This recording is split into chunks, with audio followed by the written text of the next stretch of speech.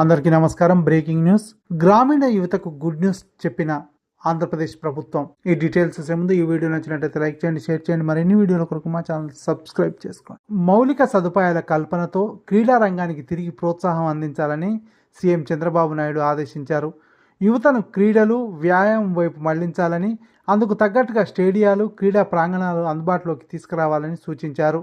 Youth services, క్రీడల శాఖపై అధికారులతో ఆయన రివ్యూ నిర్వహించారు. ఈ సమీక్షలో మంత్రి రాంప్రసాద్ రెడ్డితో పాటు పలువురు అధికారులు పాల్గొన్నారు.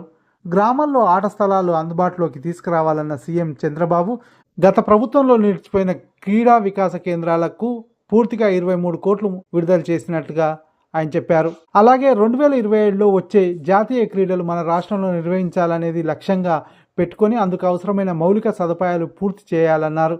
కాగా అంతకుముందు నైపుణ్య శిక్షణ శాఖ, ఎంఎస్ఎంఈ డిపార్ట్మెంట్, ఇండస్ట్రీస్ సర్ఫ్ అధికారులతో సచివాలయంలో సమీక్షా సమావేశం నిర్వహించారు చంద్రబాబు. 5 ఏళ్లలో 20 లక్షల ఉపాధి అవకాశాలు కల్పిస్తామన్న ఎన్నికల హామీని నెరవేర్చే విధంగా ప్రణాళికలతో పనిచేయాలని ఆయన అధికారులకు సూచించారు. ఈ వీడియో నచ్చినట్లయితే లైక్ చేయండి, షేర్ చేయండి. మరిన్ని వీడియోల కొరకు మా ఛానల్ సబ్స్క్రైబ్ చేసుకోండి.